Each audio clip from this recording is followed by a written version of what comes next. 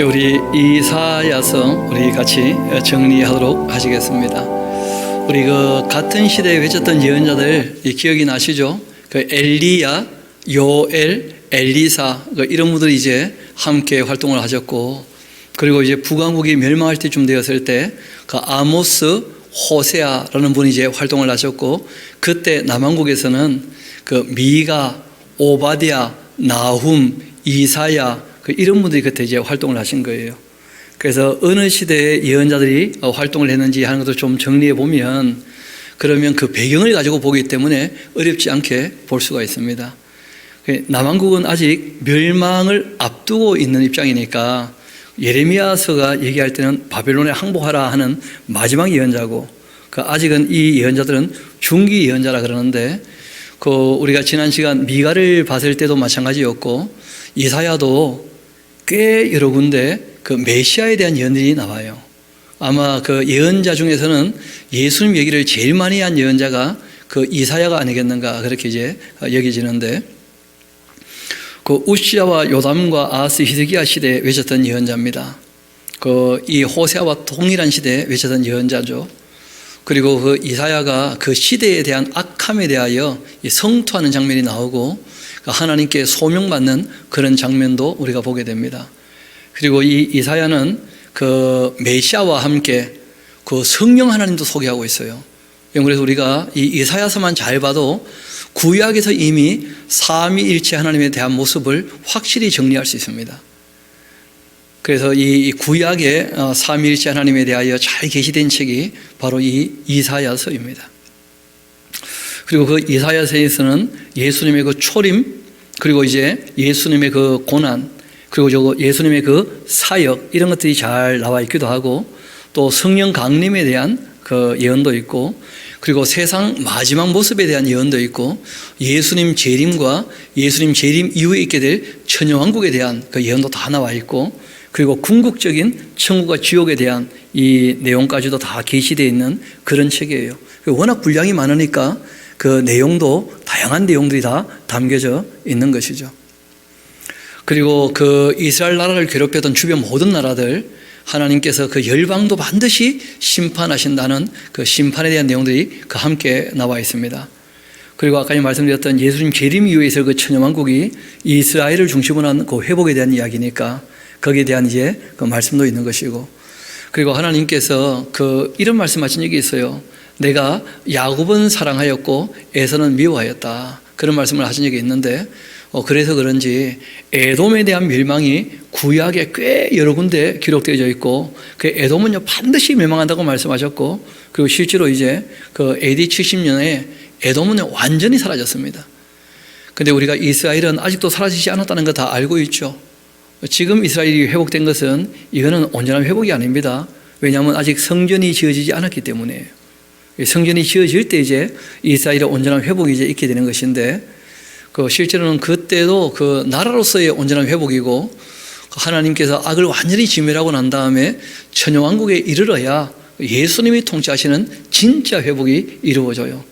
왜냐하면 세 번째 성전에는 결국 두 번째 성전이 그러했던 것처럼 적그리스도가 일어나면서 세 번째 성전도 무너지면서 이 세상의 마지막이 오는 것이거든요. 그리고 이제 예수님께서 재림하시고 이 세상이 새하늘 새 땅 되어서 궁극적인 천국 말고 이 땅에 이루어지는 천국, 천여왕국이 이제 이루어지는 것이니까요. 그런 것도 우리가 읽어나가면서 정리를 좀 할 겁니다. 반면 에돔이란 나라는 반드시 내려앉는다는 거예요. 그리고 실제로 AD 70년에 완전히 사라지고 말았죠. 그리고 히스기야 왕의 공과 함께 과오를 얘기하고 있어요. 히스기야 왕이 젊을 때는 참 잘했는데 늙어서는 여러 가지 추태를 보이고, 또 하나님 말씀에 순종하지 않아가지고 결국은 나라가 망하는 단초를 제공한 것이 바로 이 히스기야 왕이에요. 하나님 죽으라 할 때 아멘 했어야 되는데 굳이 살겠다고 또 살려달라고 보채다가 참 역사를 어렵게 만들었어요, 이 히스기야라는 사람이. 그런지 안 그런지 우리가 또 읽어보면 정리가 될 테니까요. 그리고 이제 바벨론 포로 후의 일도 기록하고 있습니다. 그게 말씀드렸죠. 40장부터 60장까지는 바벨론 포로로 잡혀갔을 때 이제 70년이 차면 돌아온다고 하셨거든요. 그래서 이제 곧 돌아올 것을 눈앞에 두고 이제 외치는 예언자들의 음성들이에요. 그래서 우리가 그 제1 이사야, 제2 이사야 그렇게 두 개로 나누어 봐야 이사야서 정리가 좀 쉬울 겁니다. 그래서 이사야서는 누가 기록했는가? 이사야가 기록했는데 제2 이사야는 이사야가 기록하기 어려워요. 왜냐하면 그 간격이 150년이 넘거든요. 그래서 우리가 이사야가 기록했기 때문에 중요하다 보지 않습니다. 이 책은 하나님 말씀이기 때문에 소중한 거예요. 성령께서 감동하셨는데 이사야와 여러 선지자들의 감동해서 기록하셨고, 우리가 이름은 알지 못하지만 하나님의 뜻을 받들어서 주님의 말씀들을 기록했던 예언자들이 있었다는 거예요. 무명의 예언자가 꽤 많습니다. 그래서 우리가 문서를 남긴 예언자가 있고 문서를 남기지 않은 예언자가 있고, 또 이름을 우리가 아는 예언자가 있고 이름을 알지 못하는 많은 예언자도 있다는 걸 꼭 기억을 하셔야 되고, 하나님께서 진짜 예언자인지 가짜 예언자인지는 어떻게 알게 하시는가? 그 율법과 역사가 있었기 때문에 다 검증이 되어서 지금 우리에게는 진짜 예언자들의 글만 우리에게 남겨져 있고, 성령께서 감동하셨던 그 사람들의 그 글들이 그들의 그 기록으로 다 남아서 지금 우리에게 주어져 있는 것이니까 얼마든지 안심하고 읽어도 큰 문제 없습니다. 그리고 잘 아시는 것처럼 2000년 기독교 역사에서도 충분히 이것이 다 하나님의 말씀으로 다 인정되고 검증되었기 때문에 뭐 딴 얘기할 필요 별로 없어요. 얼마든지 우리가 믿고 읽을 만한 그런 글들입니다. 우리 이사야서 그 1장부터 같이 한번 보도록 합시다. 그 1장부터 5장까지가 어떻게 보면 예언자로서 그 시대에 대하여 성토하시는 내용이에요. 죄에 대하여 책망하면서 권면하시는 내용이 주로 이루고 있는데, 우리 1장부터 5장까지 한번 봅시다. 유다왕 그 우시야와 요담과 아하스 히스기야 시대 아모스의 그 아들 이사야가 유다와 예루살렘에 관하여서 봤던 계시의 말씀입니다. 참 번역 잘했죠. 묵시가 아니고 뭐라고요? 계시, 열어 보여주신 거예요. 하늘이여 들으라, 땅이여 귀를 기울여라. 여호와께서 하신 말씀인데, 내가 자식을 양육했는데 아뿔싸 어떻게 그들이 나를 이렇게 거역할 수 있단 말인가? 이렇게 이야기가 시작이 되죠. 소도 그 임자를 알고 나귀도 그 주인의 구유를 알 텐데 이스라엘은 자기 주인이 누군지를 알지 못한다는 거예요. 나의 백성은 자기 주인이 누군지 깨닫지도 못하고 있다는 거예요. 하나님 너무 안타까워하시죠. 슬프다 이 범죄한 나라요, 허물이 많은 백성이요, 행악의 그 종자들이고 행위가 아주 부패한 자식 아닌가. 그들이 여호와를 버려버리고 이스라엘의 거룩하신 이를 만으로 여겨 멀리하고 다 물러간 거 아니냐. 그래서 하나님께서 매를 들어서 때리셨는데 너희가 어찌하여 매를 더 맞으려고 벽을 거듭하고 있냐.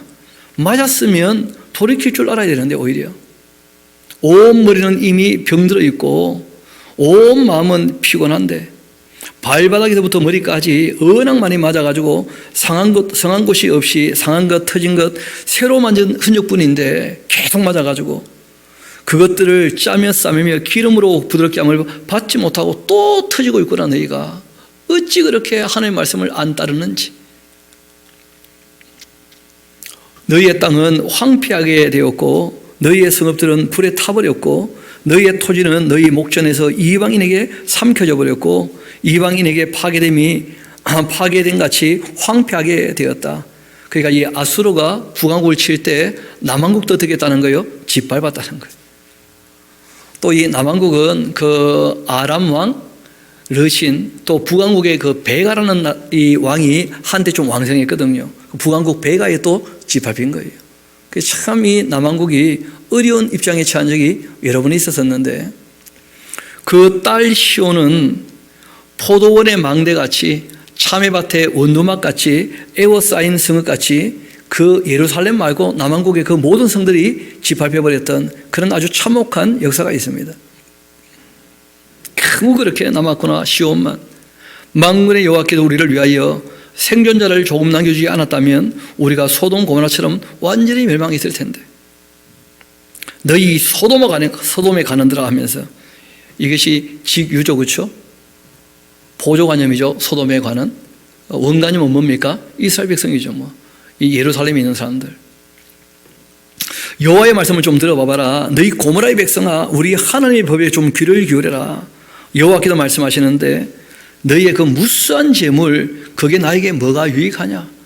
자꾸 재물 바치고 제사하면 되는 줄 아는 모양인데 하나님 그런 거 원하시는 분이 아니라는 거예요. 하나님 무슨 돈이 없습니까? 하나님이 고기를 뜯어 드십니까? 전혀 그런 게 아니거든요. 나는 순양의 번제, 살진 짐승의 기름 이런 데 배불렀다.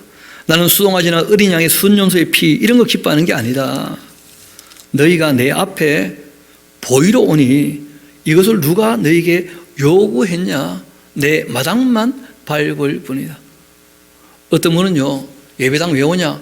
안 가면 목사님이 자꾸 신방 오니까 눈도장 찍으러 왔대.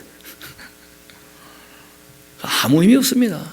내 앞에 보이러 오니 그게 나와 무슨 상관이 있냐는 거예요. 사랑해서 온 것도 아니고 주의 말씀 앞에 무릎을 꿇으려고 온 것도 아니고 그게 무슨 의미가 있냐는 거예요. 영과 진리로 예배하지 않는다면 하나님 앞에 나오는 것도 아무 의미가 없다는 거예요. 내 마당만 밟을 뿐이다. 제가 봤을 때 제일 불행한 사람 누구냐?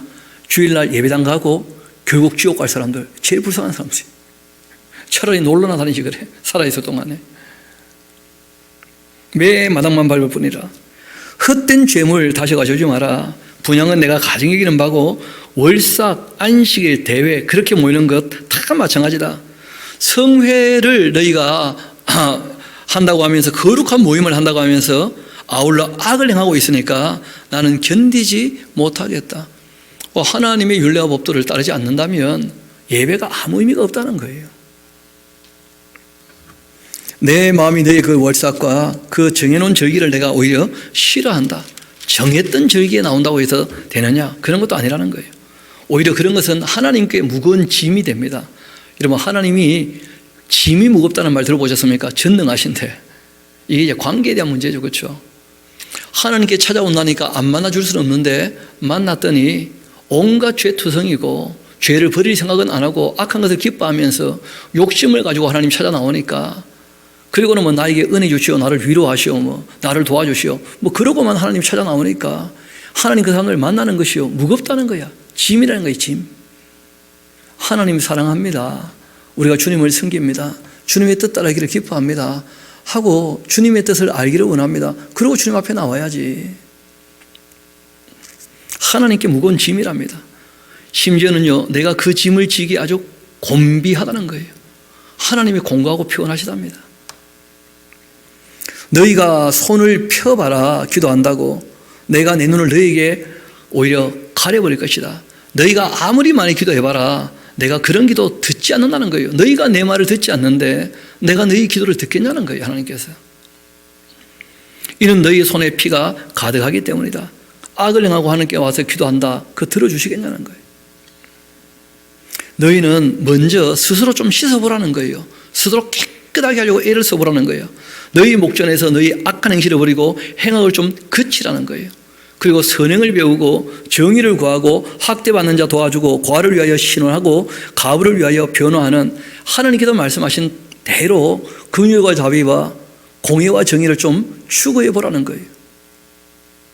이미 지은 죄에 대하여 시간이 지나서 그 죄값은 너희가 치르지 못하겠지만 너희가 돌이켜 회개한다면 내가 얼마든지 용서할 것이니까, 그리고 용서한 너희들, 용서받은 너희들에게는 내 아들로 말미암아 죄값을 다 치르게 할 것이니까 너희가 그렇게 회개하고 돌아와야 내가 받아주지.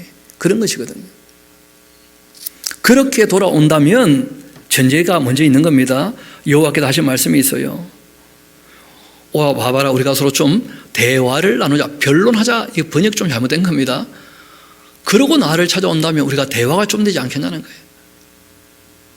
너희 죄가 주홍 같아도 내가 얼마든지 눈처럼 희게 해줄 수 있어. 진홍같이 붉을지라도 양털처럼 내가 하얗게 만들어줄 수 있다고. 왜냐하면 너희가 돌이켰으니까 내가 얼마든지 용서하고 죄값을 치를 수 있다고. 그러니까 자복하는 것과 회개하는 것이 굉장히 중요하다는 거예요.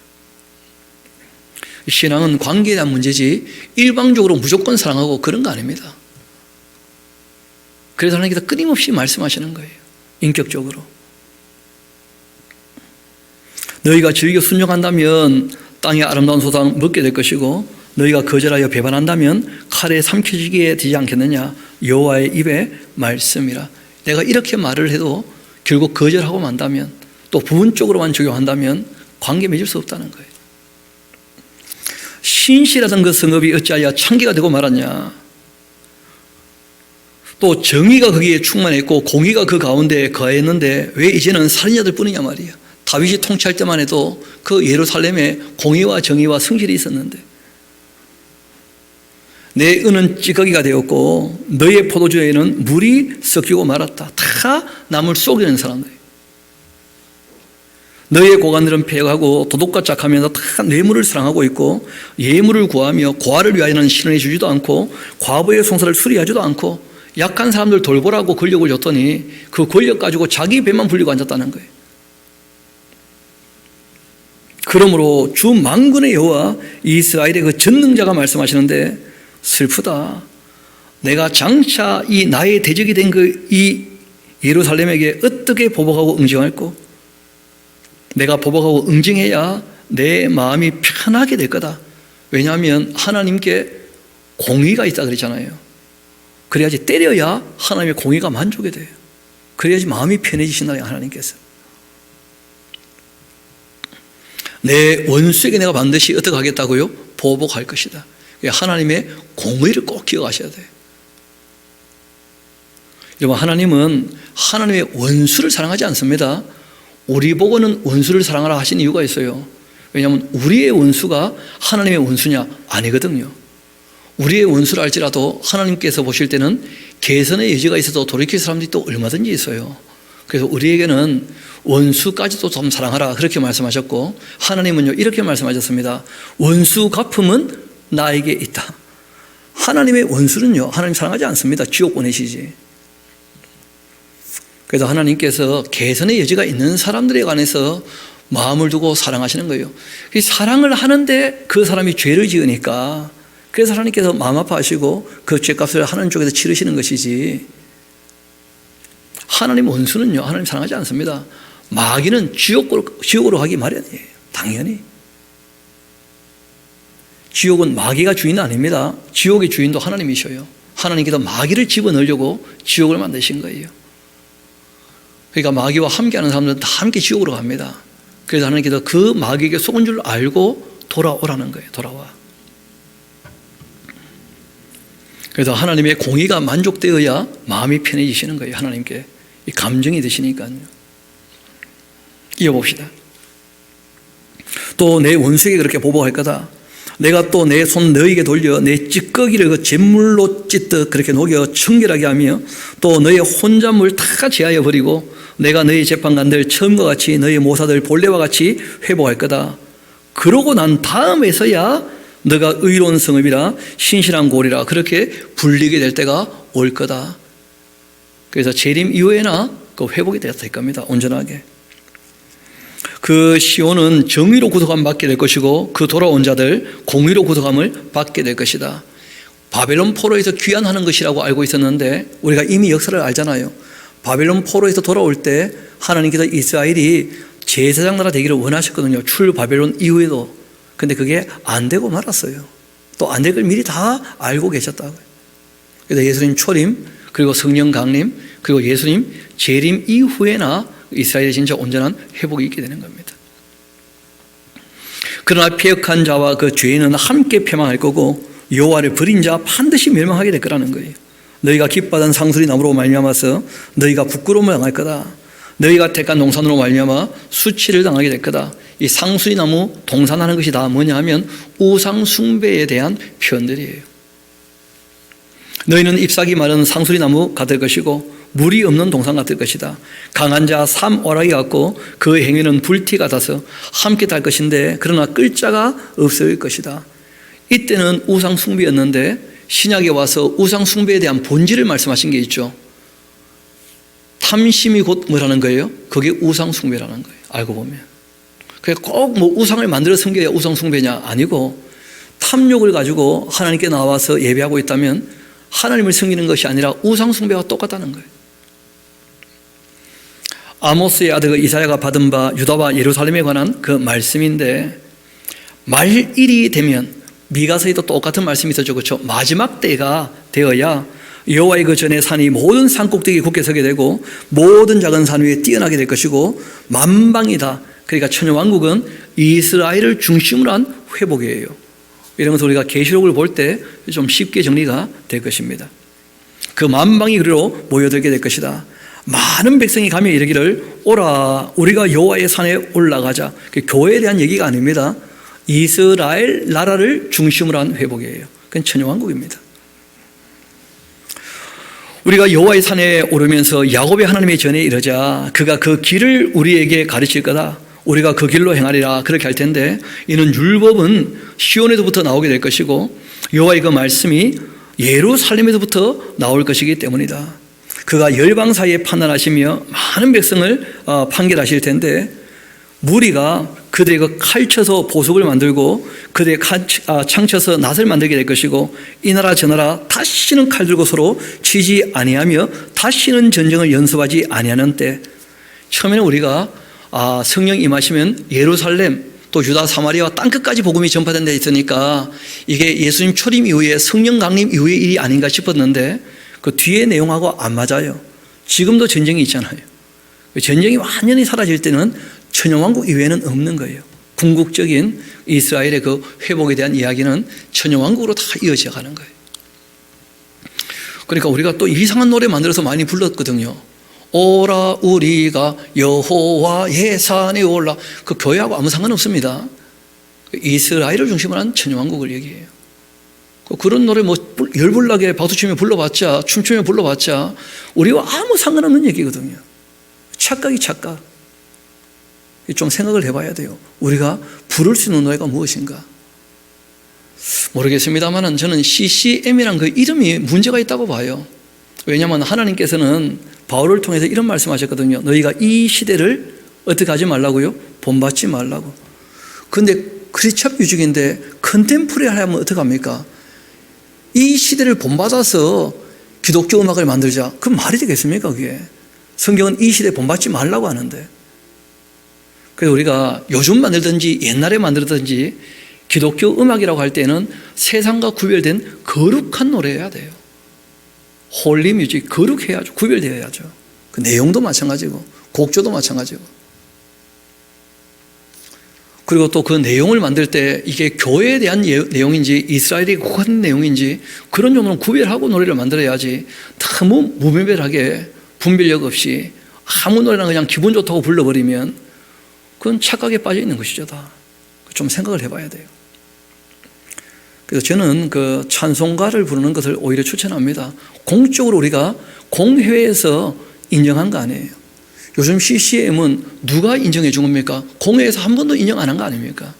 그런데 그런 것이 공적인 예배에서 불려진다는 것은 제가 봤을 때는 너무 무리한 거예요. 썩고 불어서도 안 돼요.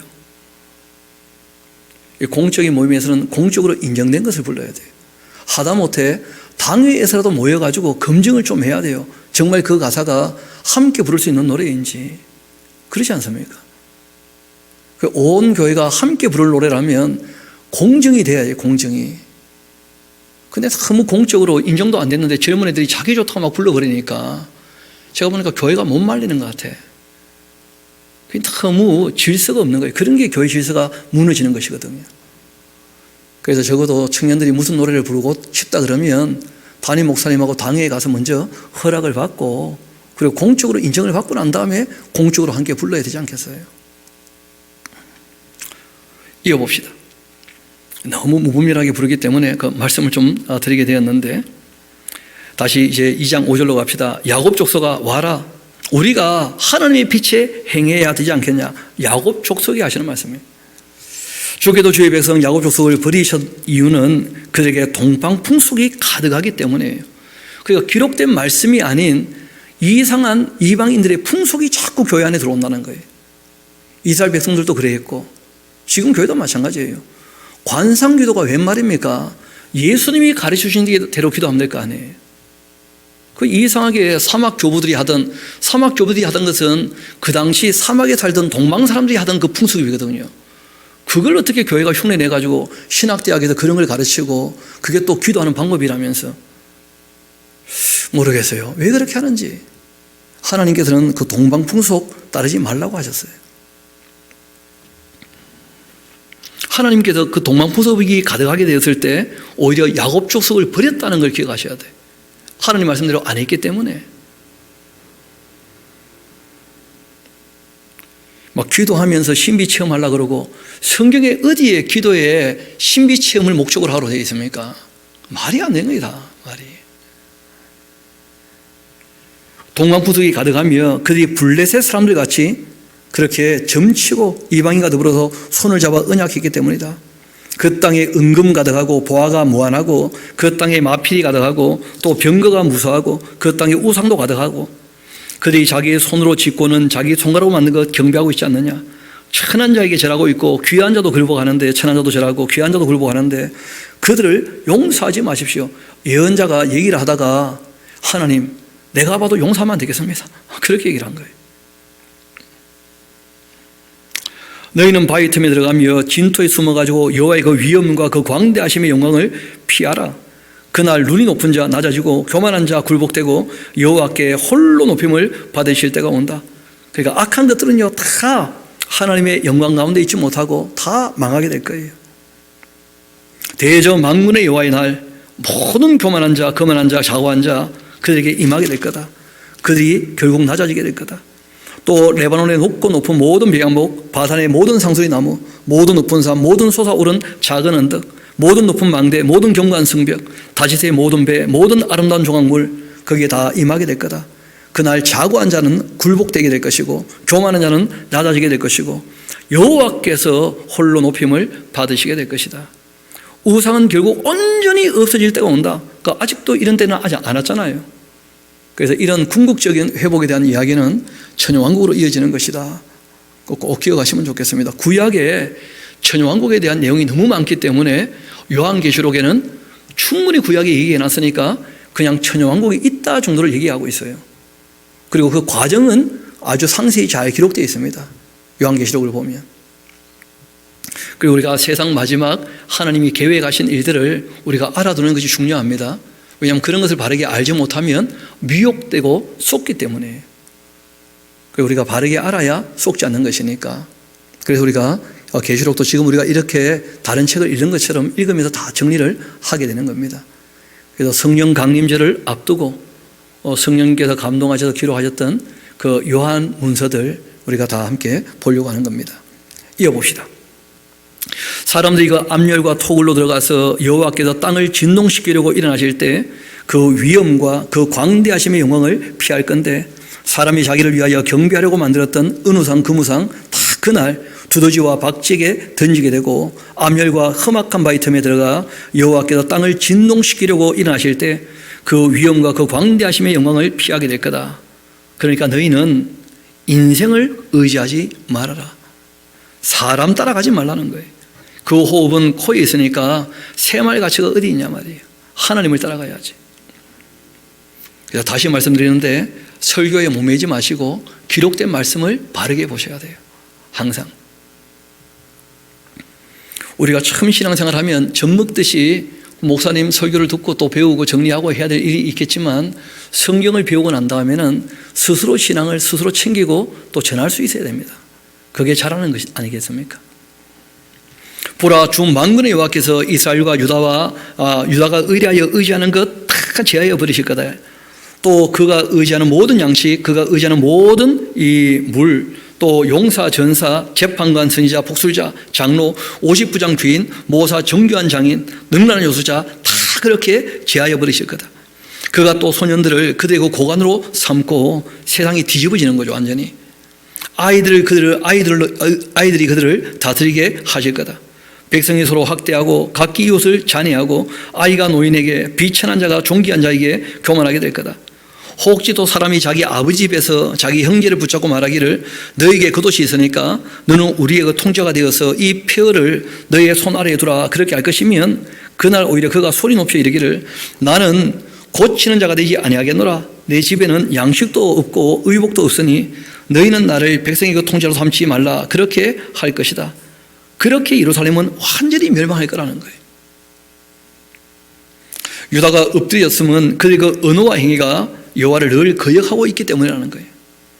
그 영광의 눈을 촉범했기 때문에 그들의 그 안식이 불리하게 증언하고 있고 그들의 그 죄를 말해주고 숨기지 못함이 소동과 같으니 그들의 그 영혼에는 화가 있을진저 그들이 재앙을 자취하고 있는 것이다.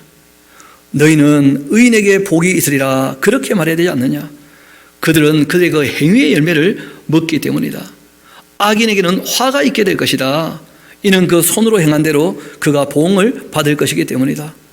내 백성을 학대하는 자는 아이고 다스리는 자는 여자들이다. 내 백성이여 너희 인도자들이 너를 유혹하여 너희의 다닐 길을 어지럽히고 있다. 그 통치하는 사람들이요 애들처럼 또 공부하지 못했던, 그 당시에는 여성들이 공부를 하지 못했거든요.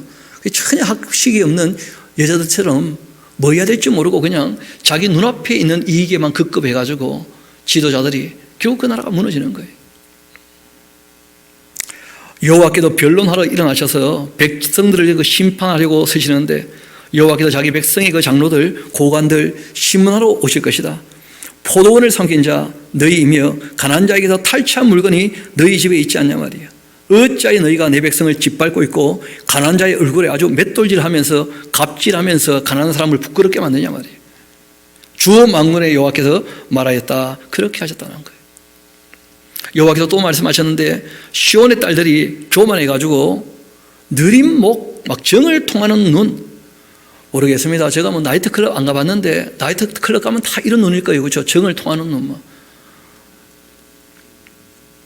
그런 걸로 다니면서 아기작거리고 다 그러며 발로는 쟁쟁쟁 소리를 내고 다니고, 그러므로 주께서 시온의 딸들의 그 정수리에 딱지가 생기게 얼마나 꼴보면 힘껏 때리셨는지, 머리가 막 이 상처가 나가지고 피가 나서 딱지가 않는 거예요.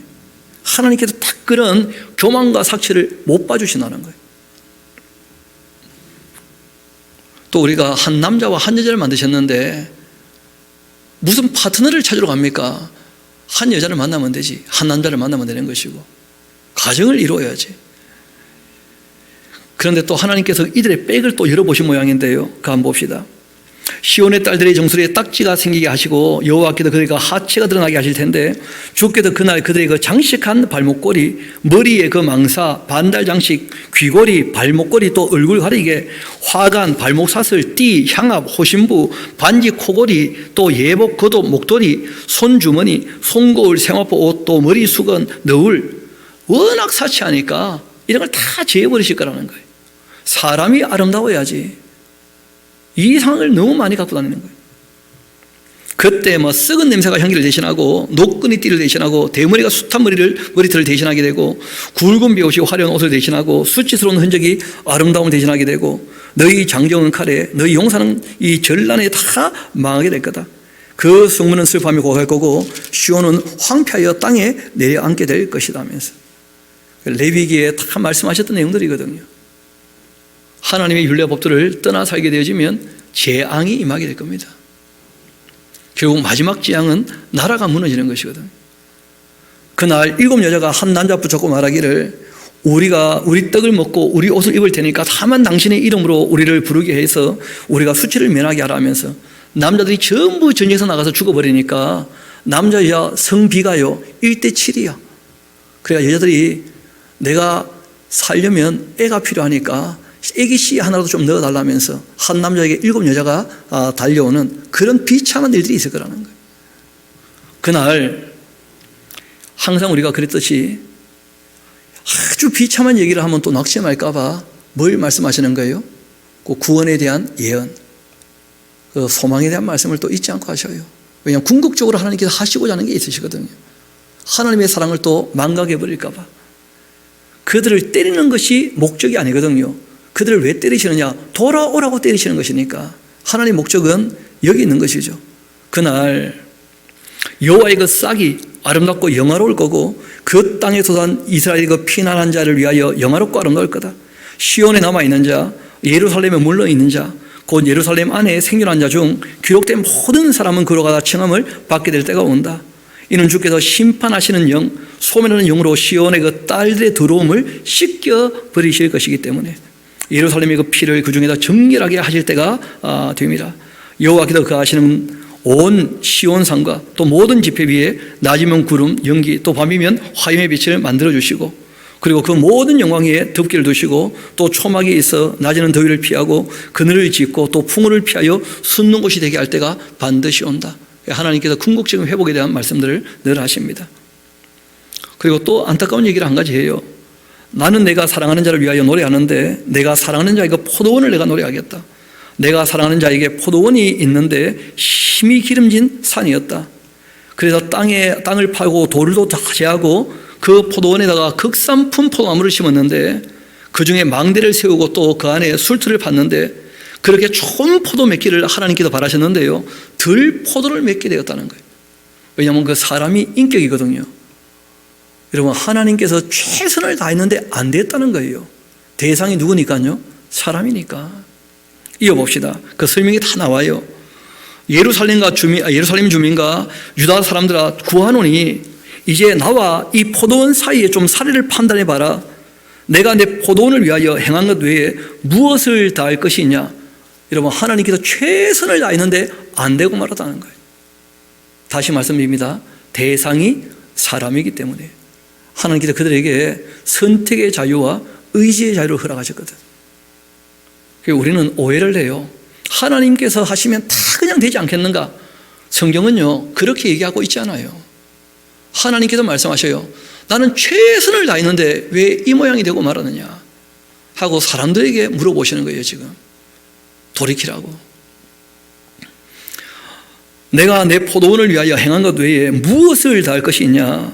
내가 좋은 포도 맺기를 기다렸는데 덜 포도 맺으면 어찌 됨이냐? 이제 내가 내 포도원에 어떻게 행할지 너에게 이르겠다.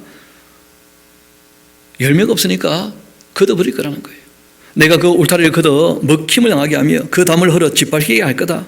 내가 그것을 황폐하게 할 텐데 다시는 가지를 자람이나 북을 돋우지 못하며 찔레 가시가 날 거고 내가 또 구름을 명하여 그 위에 비를 내리지 못하게 할 거다. 그렇게 하셨으니 물론 만군의 여호와의 포도원은 이스라엘 족속이라 말씀드렸죠. 비유라면 뒤에 반드시 뭐가 나온다고요? 설명이 반드시 나와요. 우리가 요엘서에는 무화과나무 포도나무는 그냥 무화과나무 포도나무예요. 여기서는 포도나무가 누구라고 나옵니까? 그 예루살렘이라고 나와요. 그 포도원에 대해서. 여호와의 그 포도원은 이스라엘 족속이고 그 기뻐하시는 그 포도나무는 유다 사람인데 그들에게 하나님께서 좋은 포도가 뭐였냐? 정의를 바라셨는데, 공의와 정의와 성실, 그 정의를 바라셨는데 도리어 그 악한 들포도, 그게 뭐냐면 포악을 맺었다는 거예요. 그들에게 공의를 바라셨는데 도리어 사람들이 공평치 않으니까 평화가 깨어져서 부르짖게 되었다는 거예요. 약한 사람들이. 게다가 힘 있는 사람들이요, 투기를 했다는 거예요. 가옥에 가옥을 잇고 전토에 전토를 더하며, 그 적어놓으세요. 부동산 투기. 부동산은요, 생명의 근간이지 투기의 대상이 아니에요. 불로소득을 얻게 된 것은 반드시 하나님께 책임을 다 지게 될 겁니다. 가옥에 가옥을 잇고 전토에 전토를 더하고 빈틈이 없도록 하고 이 땅 가운데 홀로 거주하려는 거자 화 있을 것이다. 땅 부자는요, 조심해야 돼요. 하나님의 심판이 있을 거니까. 만군의 여호와께서 내 귀에 말씀하시되 정령이 흔한 가옥이 황폐하게 될 것이다. 크고 아름다운 자라도 거주할 자가 없을 거다. 크고 아름다울지라도 열흘가리 포도원 겨우 포도주 한 바트가 나게 되고 한 호멜의 종자 뿌려도 간신히 한 에바가 나리라. 그렇게 하시도다.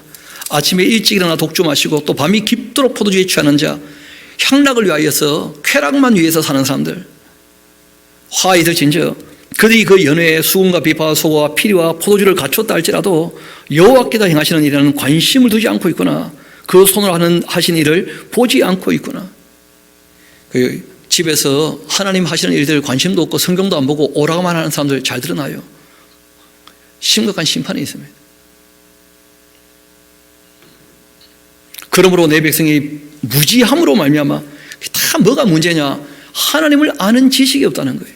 그 무지함으로 말미암아서 사로잡힐 거고, 그의 그 귀한 자 굶주릴 것이고 무리는 목마를 것이고, 그러므로 이 수월이 욕심을 크게 내어 한량없이 그 입을 벌린즉 그들의 그 호화로움과 그들의 그 많은 무리가 그들의 떠드는 것과 그 중에서 즐거워하는 자가 거기에 다 빠지게 될 거다. 여느 사람 구풀이고 존귀한 자 낮아지고 오만한 자 그 눈도 낮아질 것이로되 오직 만군의 여호와는 정의로우심으로써 높임을 받으실 것이고 거룩하신 그 하나님은 공의로우심으로써 거룩하다 일컬음을 받게 될 것이다. 이 거룩하다는 말이 뭐냐?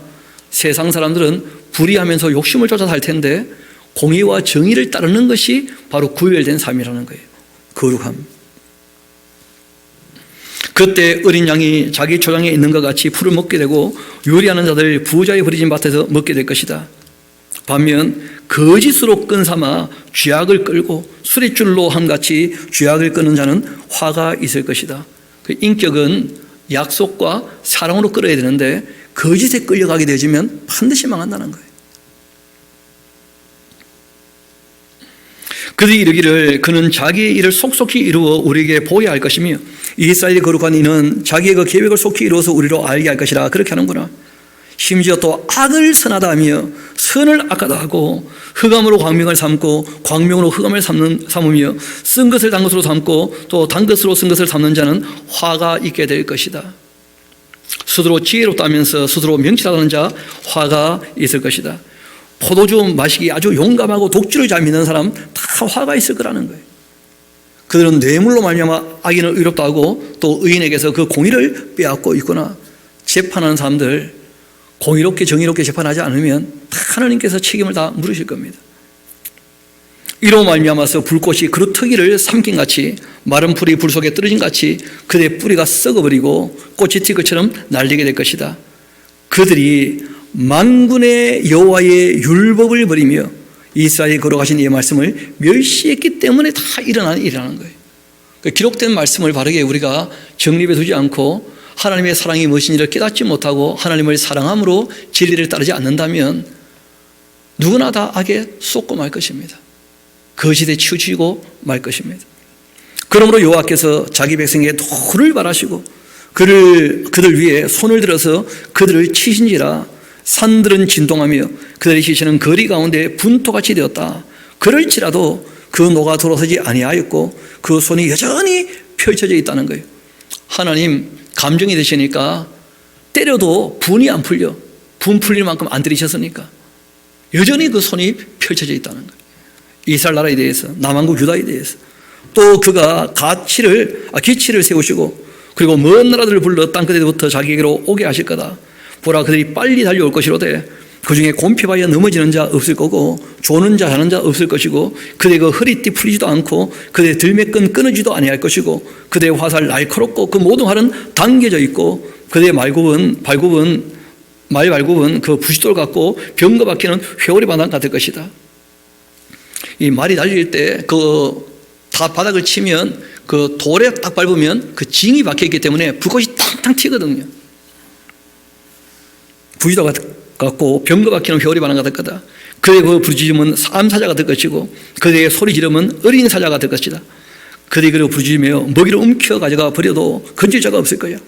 그날 그들이 그 바다 물결 소리 같이 백성을 향하여 부르짖을 텐데 사람이 그 땅을 바라보면 흑암과 고난만 있고 빛은 구름에 가려 어두울 것이다 하면서, 그러니까 이 이사야가 봤던 남유다는 지금 너무 악하기 때문에 하나님께서 아수르 가지고 한 대 쳤지만 분이 안 풀려.